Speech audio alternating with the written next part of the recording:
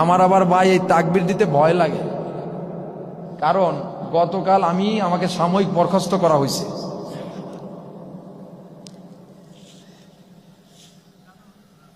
আমাকে সাময়িক বরখাস্ত করা হয়েছে, আমার অপরাধ শুনবেননি। বিষয়টা হচ্ছে খুবই হাস্যকর আবার কষ্টেরও। পুলিশ কারি মহিবুল্লাহকে চেনে না, পুলিশ বাদ দিলাম, কারি মহিবুল্লাহকে চেনে না, বাংলাদেশে এমন লোক কমই আছে। এখন তারাও পুলিশ কারিরে চেনে। এখন সেখানে লোকটা হাত ধরে টানতে চাচ্ছে, ভাই একটা গজল গাইয়ে যেতে হবে, আপনার গজল শুনবো আমরা, আপনি যেহেতু যাচ্ছেন একটা গজল আমরা শুনবো। আপনারা বলেন এটা কি অপরাধ? মানুষকে আমি সৎ মনে সৎ প্রাণে সেখানে একটা গজল গাইছি। এই গজল গাওয়ায় আমাকে দলীয় একটা বানায় ফেলাইছে। যাই হোক, একটা গজল গাওয়ার কারণে আমাকে সাময়িক বরখাস্ত করা হয়েছে। শুনবেন নাকি গজলটা? শুনবেন?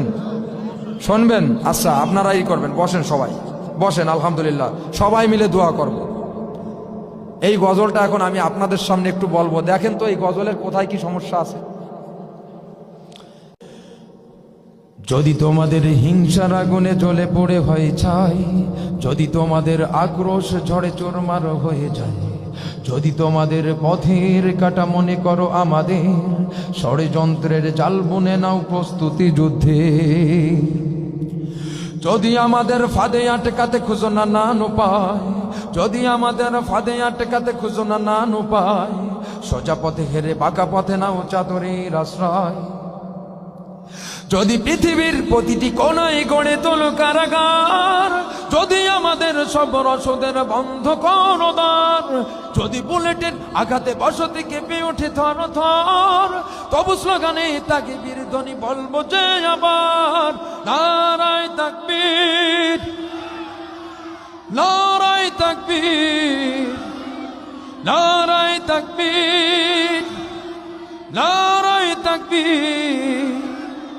হারিয়ে গিয়েছে ভাই, গুম হয়েছে ভাই, আমি পথ চেয়ে আছি বসে শহীদ আবরার হয়ে, সে যদি ফিরে আসে। ঠিক না? পিতা মাতা হারিয়ে অবুঝ শিশুকে দেখায়, বিচার করো ওগো প্রভু, আমি নালিশ দিয়ে যাই।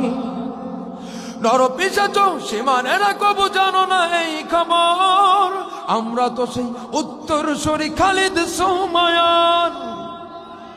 মুমিনের কাছে ইমানের চেয়ে দামি নেই কিছু আর, শত আঘাতে তাকবীর ধ্বনি বলবো যে আবার, নারায়ে তাকবীর, নারায়ে তাকবীর, নারায়ে তাকবীর।